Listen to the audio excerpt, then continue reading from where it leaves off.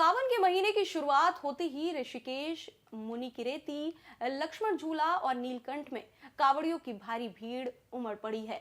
नीलकंठ महादेव का जलाभिषेक करने के लिए पहले ही दिन हजारों कांवड़ियों ने दर्शन किए। लक्ष्मण झूला क्षेत्र हर हर महादेव बम बम भोले के जयकारों से गूंज रहा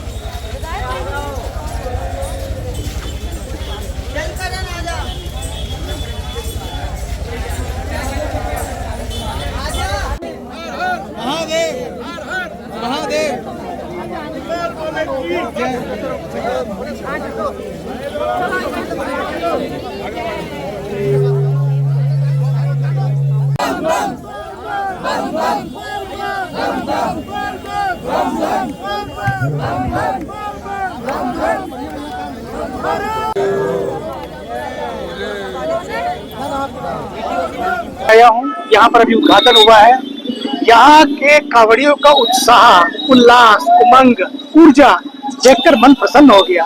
और अच्छी बात यह है, इसमें 95% सारे युवा हैं, युवा भाई बहन। ये बहुत बड़ी बात है। सनातन की ऊर्जा पूरे भारत को बदल रही है और सनातन वही है जो सबको साथ लेकर चलता है। वही सनातन है जो सब में ऊर्जा का संचार करता है, सर्वे भवन्तु सुखिना का मंत्र देता है। और यहाँ आकर लोग देखते हैं जैसे भोले बाबा का सारे गण उनका परिवार है, यहाँ भी पूरे देश के लोग, पूरे भारत का परिवार है। भारत के ऊर्जावान प्रधानमंत्री जी कहते हैं भारत मेरा परिवार है, और भोले बाबा तो कहते हैं विश्व मेरा परिवार है। इसलिए उनको विश्वनाथ बोलते हैं। और विश्वनाथ के चरणों में ये जो करोड़ों लोग चले आ रहे हैं, ये भारत के जगते हुए भारत की तस्वीर है। यही भारत की तकदीर है। जब हम अपने संस्कारों से जुड़े रहेंगे, अपने मूल्यों से जुड़े रहेंगे, अपने मूल से जुड़े रहेंगे, पक्का मानिए हमारी जड़ें मजबूत होंगी। तो ये प्रकृति का ही पेड़ ही नहीं केवल हरियाली देंगे, ये इस देश की संस्कृति भी खुशहाली देगी।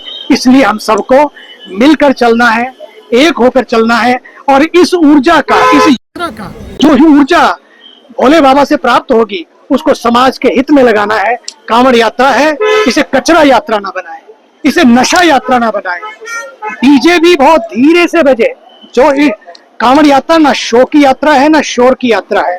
कांवड़ यात्रा तो शांति की यात्रा है। ये श्रावण महीना है, ये शोर मचाने के लिए नहीं, बल्कि श्रवण करने के लिए है। अपने भीतर के नाद को, अपने भीतर के उस म्यूजिक को, संगीत को, बस उस संगीत को सुनते हुए जीवन को संगीत में बनाए, अपने राष्ट्र को समरसता, सद्भाव और समता के संगीत से भर दें। बस यही कांवड़ यात्रा का उद्देश्य है। जय गंगे, जय भारत, जय विश्व। यहाँ पे माननीय मुख्यमंत्री जी के जरा जो पूर्ण में निर्देश दिए थे, उसके क्रम में जिलाधिकारी महोदय के द्वारा यहाँ का निरीक्षण किया गया। उसके बाद जो निर्देश दिए गए उसके क्रम में और पूर्व में अप्रैल से ही मेरे द्वारा इस संबंध में तैयारियां की जा रही थी और समस्त विभागों के साथ बैठकें की गई थी।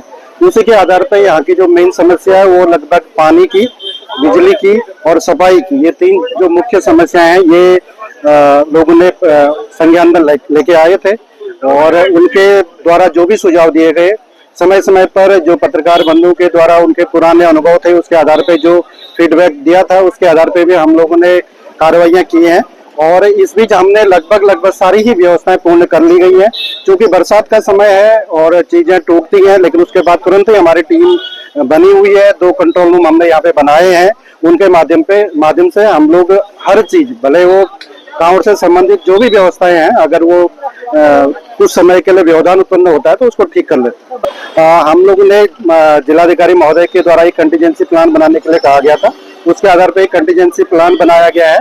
और उसी क्रम में जो अगर ज्यादा बारिश होती है, बाढ़ होता है या कुछ इस तरह की घटनाएं होती है, तो उसके संबंध में हम लोगों को किस तरह से रेस्क्यू करना है, उसके लिए अलग से एक व्यवस्था की गई है। इसमें वन विभाग के द्वारा, पुलिस विभाग के द्वारा और प्रशासन के द्वारा आपस में समन्वय स्थापित करते हुए पूरे रास्ते में एक तो लाइटिंग की व्यवस्था की गई है और फॉरेस्ट की जो टीम है उसका गठन किया गया है। वो दिन रात अपने अपने सेक्टरों में रहेंगे। साथ ही पूरे एरिया को 23 सेक्टर में और 7 जोन में बांटा गया है।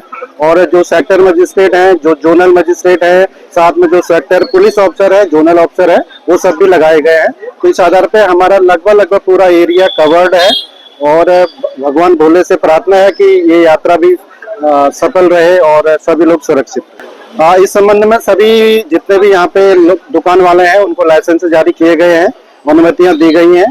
तो वो अनुमतियां उनको कहा जाएगा कि वो अपने दृश्य स्थल पर लगाएं ताकि लोगों को पता चले कि कौन लोग हैं। यात्रियों के लिए हमारा यही मैसेज है कि हमने जगह जगह पे कंट्रोल रूम के नंबर फ्लैश किए हैं। यदि किसी को कोई भी प्रॉब्लम होती है तो उस नंबर पे वो अपना जो भी उनकी समस्याएं वो बता सकते हैं।